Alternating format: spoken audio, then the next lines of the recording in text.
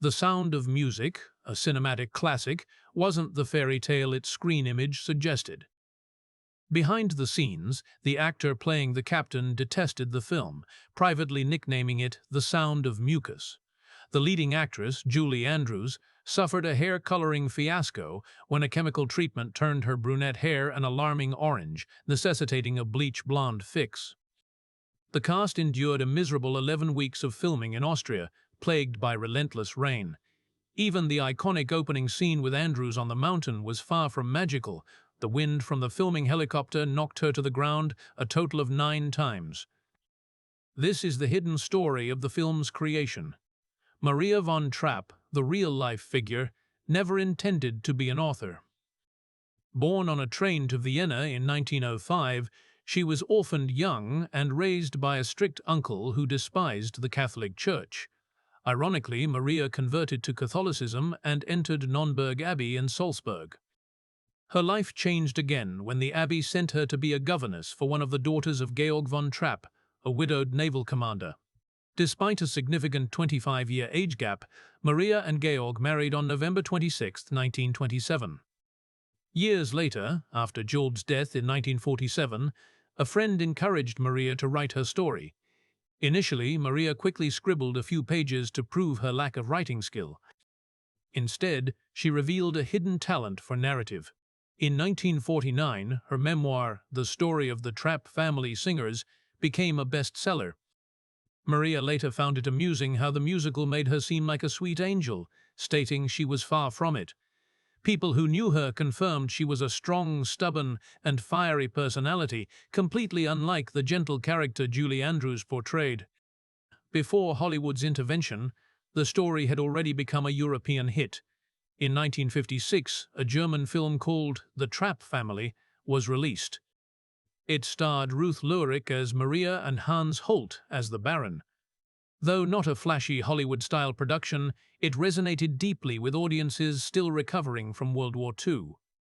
The film became a massive hit, earning millions of Deutsche Marks in Germany and finding success in American theaters as well. At first, Hollywood had a different vision for the Von Trapp story. In late 1956, Paramount Pictures acquired the German film rights. They envisioned a simple English-language version starring Audrey Hepburn, already a star from Roman Holiday, and Sabrina. They hired TV director Vincent J. Dunhue to direct. After viewing the German film, Dunhue gave them unexpected advice. He deemed the film amateurish, but insisted the story was too emotional for a standard movie. He argued it should be a musical starring Broadway icon Mary Martin. Paramount rejected this new approach, especially when Hepburn became unavailable, and the project was shelved. In a dramatic turn, 20th Century Fox bought the rights in 1960 for $125 million. It was a risky bet, especially since the studio was losing a fortune on the troubled production of Cleopatra. Little did anyone know, this risk would soon prove to be a tremendous success. When the project finally came together, its initial concept was quite different. Originally, The Sound of Music was planned as a simple play with a few German folk songs, but Rodgers and Hammerstein, the famous musical duo behind Oklahoma and The King and I, refused to participate under those terms. They stated they would only join if they could compose a completely original score. This bold decision was a game-changer. It gave the world timeless songs like Do-Re-Mi and My Favorite Things, and transformed the story into a full-scale musical. Tragically, Oscar Hammerstein died from stomach cancer just 9 months after the Broadway premiere, making The Sound of Music their final collaboration. The musical opened on November 16, 1959, and became an instant smash. It ran for 1,443 performances and won 5 Tony Awards, including Best Musical. Even before its official opening, the show had already sold over 2 million in tickets, a record for Broadway at the time. When it was adapted for the screen, some modifications were made. Richard Rodgers composed 2 new songs, I Have Confidence and Something Good, to better suit the movie. When Robert Wise began casting for The Sound of Music in 1964, he took a significant gamble. Julie Andrews was not yet a big Hollywood star. Some studio executives were apprehensive. While they acknowledged her charm, they were unsure if she could draw large audiences. Wise, too, had a backup plan, creating a list of safer, more famous alternatives like Grace Kelly and Shirley Jones. Yet, he had a strong gut feeling about Andrews. One night changed everything. Wise and screenwriter Ernest Lehman were given a private screening of unfinished scenes from Mary Poppins at Disney. Just a few minutes were all they needed. Wise turned to Lehman in a panic and said, "Let's sign this go before anyone else does." They offered her a modest contract, $225,000 for The Sound of Music and an additional film. It was a brilliant move. Even after signing, Julie wasn't completely convinced. She sat down with Wise and asked him directly, "How will you take the sugar out of this story?" That single question confirmed to Wise that he had chosen the right Maria. She wanted a genuine portrayal of the character, not a caricature. They agreed to make the story more grounded, warmer, and more realistic. While Julie was securing the role of a lifetime, another struggle was happening with the rest of the cast. Christopher Plummer despised the idea of being in a musical like this. He found it too sentimental and emotional and was very vocal about his feelings. He repeatedly turned down the role of Captain Von Trapp. Wise even considered other major actors like Bing Crosby, Sean Connery, or Yul Brynner. But Wise truly wanted Plummer. He flew to London specifically to persuade him. They struck a deal. Plummer could collaborate closely with the writers to redefine the captain. He wanted the character to have more wit, more edge, and a real emotional arc. Plummer even requested a solo song to express the captain's inner struggles. He eventually accepted the part, though he still made jokes about the movie on set, calling it The Sound of Mucus and S&M to vent his frustration. Finding the 7 children to play the Von Trapp siblings was an even greater challenge. They needed children who could sing, dance, act, and convincingly portray a family. Hundreds of auditions were held. Familiar faces like Kurt Russell, Patty Duke, and even Mia Farrow tried out. Farrow auditioned 3 times for Liesel, but Wise felt she lacked the energy and dancing skills for the part. Daniel Truhitt, who played Rolf, was cast quickly after impressing with his voice. A strange twist occurred, however. The first scene he filmed was the climax of his character's story, where Rolf betrays the Von Trapps. He had to work backward, figuring out how to transform Rolf from a naive, lovesick boy into a hardened young Nazi. It was not easy, but he succeeded. Behind the scenes, the cast endured some shocking physical transformations, and not all of them were temporary. Julie Andrews, a natural brunette, had a hair disaster right before filming. They tried to lightly highlight her brown hair, but the chemicals turned it bright orange. There was no time for a proper fix, so they bleached and dyed it blonde. Although it was not her natural look, it worked for the screen. Daniel Truhitt's experience was worse. To fit the ideal Aryan look, his dark hair was bleached repeatedly. The chemicals were so strong that he suffered permanent hair damage. He later said he lost half his hair from the treatments and it never grew back the same. It was a high price to pay for a few months of filming, leaving a lasting mark on him. While The Sound of Music captivated audiences worldwide, the people of Salzburg were not entirely enthusiastic about it. Most locals paid little attention to the movie being filmed in their city. Peter Husty from the Salzburg Museum later admitted he knew nothing about the film until he was an adult. Part of the issue was that Salzburgers felt the story unfairly portrayed Austrians during World War II. They found it too romanticized, and too many characters seemed like Nazis. What made it worse was how the filmmakers mixed real locations, combining parts of different palaces to create the fictional Von Trapp home. Even now, many locals are more familiar with the film due to tourists asking about it than from their own personal memories. When director Robert Wise and his crew arrived in Salzburg in early 1964, they expected to finish in 6 weeks. Instead, it became a soggy, miserable 11-week ordeal. Rain ruined almost everything. Scenes that should have taken a single day stretched on for weeks. Do Re Mi alone required 9 locations and 2 full months to shoot due to constant downpours. Whenever the rain became too heavy, the crew had to relocate to small chapels or nearby studios. When sunlight was essential, they used massive lights imported from all over Europe to create the illusion of a sunny day. It got so bad that almost every available light and generator across the continent had to be rented. Housing and transporting a crew of 250 people was also a logistical nightmare. The crew included actors, stagehands, and technicians. Feeding and sheltering them became a massive challenge. As the schedule was delayed, the costs skyrocketed. On top of that, the children were growing up too quickly. Nicholas Hammond, who played Friedrich, grew 6 inches during filming. He wore lifts in his shoes initially but ended up barefoot later, while Charmian Carr, who played Liesel, had to stand on crates to maintain believable height differences. Little Marta, played by Debbie Turner, lost her baby teeth mid-shoot, and local dentists had to create fake ones so she wouldn't look different on camera. Things were so chaotic that when they filmed the big festival scene, extras in summer clothes were visibly shivering in freezing weather. One of the most frightening moments occurred while filming the scene where the children fall out of a boat.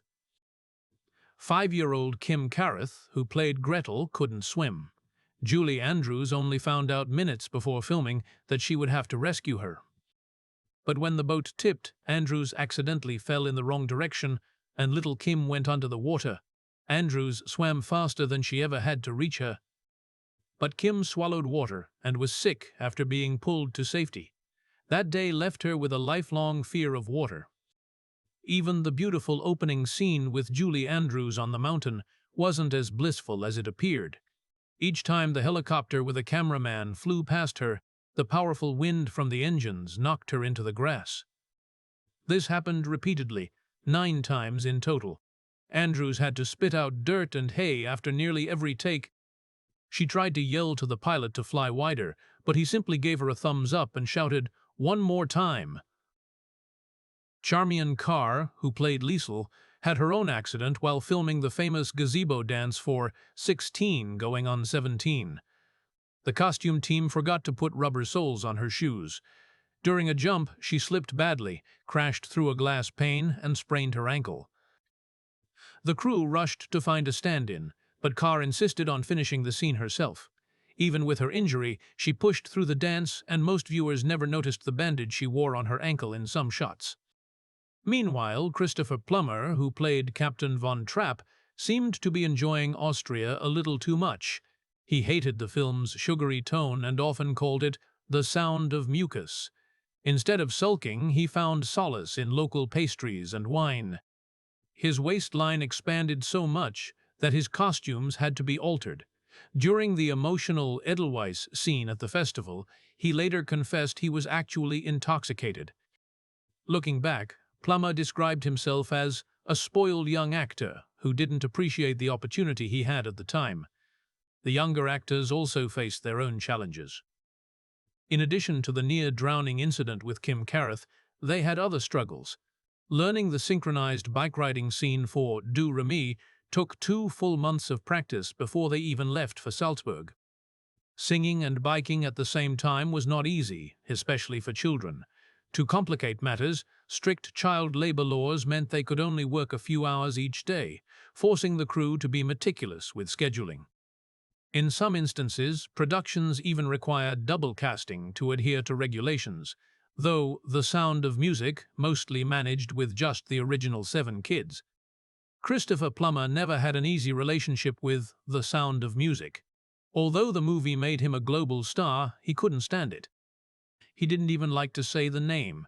Instead, he referred to it as the movie S&M, or most famously, The Sound of Mucus. In his autobiography, he joked about how sentimental and sugary he thought it was. In interviews, he was just as blunt.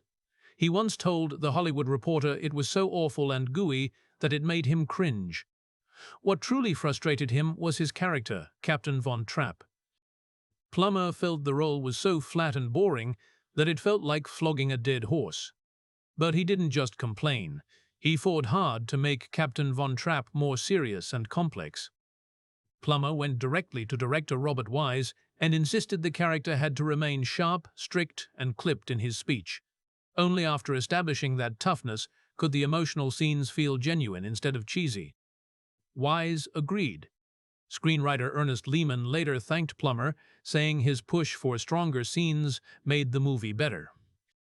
Still, Plummer admitted that many of his harshest comments started as jokes during monotonous press interviews. But once the media got a hold of them, they took everything seriously. Julie Andrews, who played Maria, was also aware of the potential pitfalls.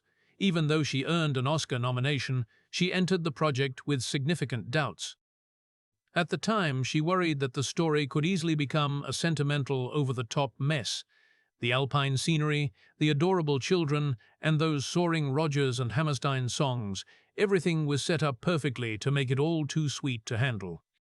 Andrews sat down with Robert Wise and Christopher Plummer before filming even began to figure out how to get rid of the sugar. She later credited Plummer as being crucial to keeping the movie grounded. His strict, no-nonsense attitude gave her character a real person to push against. Their back-and-forth energy created their unforgettable chemistry. Despite the on-set tensions, Andrews and Plummer remained close friends for decades, right up until his passing. She often said that without him, the movie would have been far too soft. There was another secret problem behind the scenes: Plummer's singing. While he looked the part of Captain Von Trapp perfectly, when it came time to sing Edelweiss, the studio didn't think his voice was powerful enough. Without telling the audience, they discreetly brought in a professional singer named Bill Lee to blend with Plummer's voice and improve the song's sound. For many years, almost no one knew the truth. It wasn't until 2023, nearly 60 years later, that Plummer's original untouched recording was finally released. By then, Plummer had already passed away at the age of 91. Hearing his real voice after all that time gave fans a glimpse of what might have been. It also added another layer to the complicated story behind The Sound of Music. Even though Plummer resisted it at every turn, the film became a worldwide blockbuster, won 5 Oscars, and made nearly $300 million at the box office, a massive fortune for its era. And whether he liked it or not, The Sound of Music became a permanent part of Christopher Plummer's legacy. When people think of The Sound of Music, they envision Maria arriving at the Grand Von Trapp estate in 1938, falling in love with 7 mischievous children and their strict father. But in reality, the story was very different. Maria Kutschera first arrived at the Von Trapp home in 1926, not 1938, and she didn't come to be a governess for 7 children. She was only supposed to tutor 1 child, a little girl named Maria Franziska, who was recovering from scarlet fever. The family had already experienced heartbreak before Maria came into their lives. Georg von Trapp's first wife, Agatha Whitehead, had died in 1922, just 4 years earlier, from an illness similar to their daughter's. When Maria married Georg on November 26, 1927, at Nonnberg Abbey, she was only 22 years old and he was 47. Their age difference was a full 25 years. But the way the movie shows it, you would never guess that by the time of the 1938 Nazi takeover of Austria, Maria and Georg had already been married for 11 years and had 2 daughters of their own, with a 3rd baby on the way. And that sweet, wide-eyed teenager Liesel in the movie? In reality, the oldest Von Trapp child was a grown man named Rupert, who was already a practicing physician. Even the love story that charmed millions wasn't exactly what happened. Maria herself admitted she wasn't in love with Georg when she married him. In her own words, she said, "I really and truly was not in love. I liked him, but didn't love him. However, I loved the children." She hadn't dreamed of becoming a captain's wife. She had wanted to become a nun. When Georg proposed, Maria was so uncertain that she ran back to Nonnberg Abbey to seek advice. The mother abbess told her it was God's will for her to marry him. Maria later said she was angry at both God and Georg on her wedding day because her heart had been set on a different life. What convinced her was not romance. It was how Georg asked her to become a second mother to his children rather than simply asking for her hand in marriage. If he had asked any other way, she believed she might have said no. There was no glamorous love triangle either.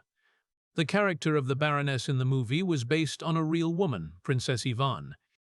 She wasn't interested in raising a large family. She had planned to send the von Trapp children off to boarding schools once she married Georg. After realizing Georg had feelings for Maria, the princess left, but not quietly. She allegedly started a nasty rumor that Georg had gotten the young Maria pregnant before marriage, a scandalous accusation that Hollywood wisely left out of the musical. As for the dramatic escape over the mountains into Switzerland that everyone remembers from the movie, it never happened. Maria herself joked that if they had tried to climb the mountains outside Salzburg, they would have walked straight into Nazi Germany, not away from it. In reality, the von Trapps simply walked to the local train station with their backpacks, boarded a train, and quietly slipped out of Austria under the pretense of going on a family trip. No midnight chase, no climbing peaks, no dramatic music. They were lucky, too. They left just one day before the Nazis sealed the Austrian borders. Their home was later taken over and used as a summer residence by Heinrich Himmler, one of the top Nazi leaders. From Italy, the family traveled to London, then sailed to America, arriving in September 1939 with almost nothing. They had lost most of their fortune during a 1935 banking collapse. In America, they toured as the Trapp family singers and later established a life in Vermont, where they opened a lodge that the family still runs today. But the movie left out even more uncomfortable truths. The Sound of Music painted a very gentle, almost fairy tale version of Austria under Nazi rule. It mostly shows the Nazis as bumbling bad guys, like cartoon villains. The real horrors of the Nazi regime, the terror, the persecution, the suffering, are almost completely absent. The Anschluss, when Nazi Germany annexed Austria, is shown mostly as a problem for the von Trapps' freedom. The fate of Jews and other victims is never mentioned. Even when the nuns removed the spark plugs from the Nazis' cars, it plays out like a clever prank, not the act of desperation it truly would have been. This sanitized version made the film easier for American audiences to accept during the Cold War. It turned the story into a simple conflict between good and evil without asking difficult questions about Austria's real role during the war. In reality, Austria was not just a victim of the Nazis. Many Austrians welcomed Hitler with open arms, and parts of the population were deeply complicit in Nazi crimes. This was something the filmmakers encountered when they went to Salzburg to shoot. When they tried to hang swastika flags around the old city to film the Nazi scenes, local officials refused. They did not want to see those symbols on their streets again. Director Robert Wise threatened to use actual footage of Hitler visiting Salzburg, showing cheering crowds and Nazi salutes. Faced with that threat, the officials relented and allowed the flags, but only under strict conditions.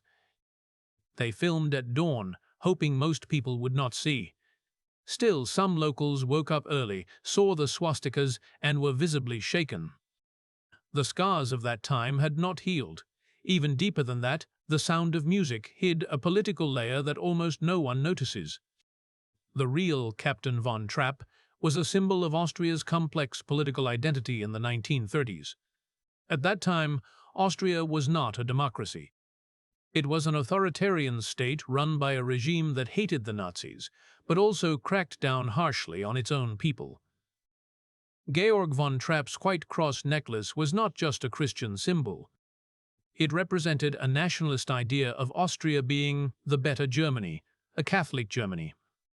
The film portrays this Austria as full of noble, traditional conservative heroes, but the truth was more complex.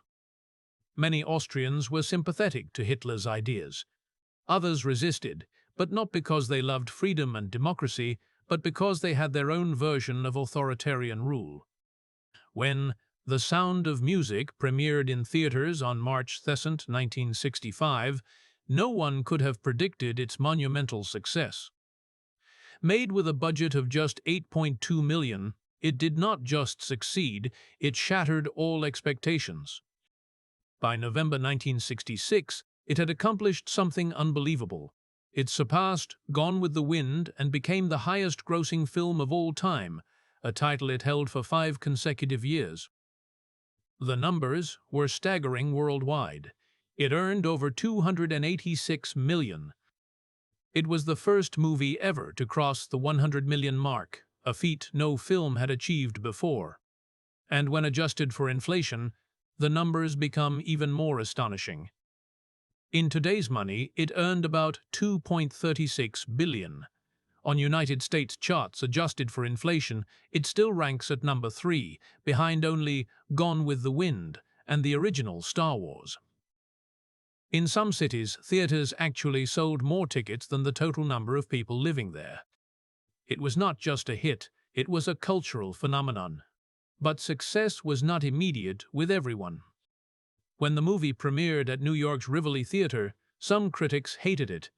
East Coast writers in particular tore it apart. Bosley Crowther from the New York Times called it romantic nonsense. Judith Crist from the New York Herald Tribune thought it was made only for little kids and their moms. Pauline Kael went even further, calling it a sugar-coated lie, and that audiences had become emotional and aesthetic imbeciles. It was harsh, yet outside of the major cities, people adored it. Local newspapers and movie industry magazines praised it. Philip K. Schur of the Los Angeles Times called it 3 hours of visual and vocal brilliance. Variety described it as warmly pulsating and captivating. Director Robert Wise later joked that the big fancy critics hated them, but everyday people and trade writers understood what the movie was about. Composer Richard Rodgers also defended the film. He said people might feel embarrassed by too much heart and flowers, but there is nothing wrong with showing real emotions. Over time, history sided with the fans.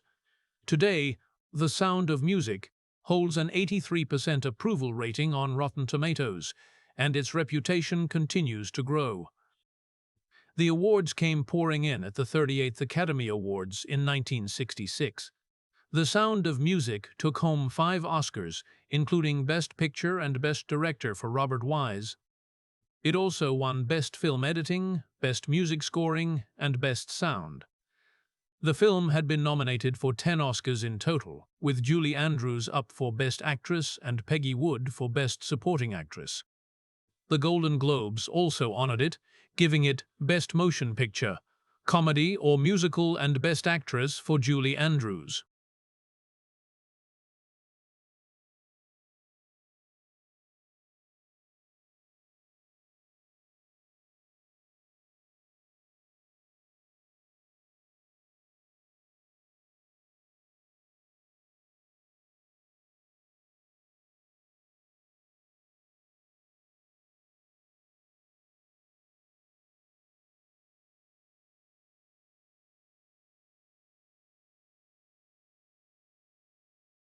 And its legacy did not end there. In 2001, the United States Library of Congress added The Sound of Music to the National Film Registry, citing it as culturally, historically, or aesthetically significant. Then, in 2017, the film's soundtrack was added to the National Recording Registry for its remarkable musical achievement. Today, the American Film Institute ranks it as the 55th greatest American film ever made and the 4th greatest film musical of all time.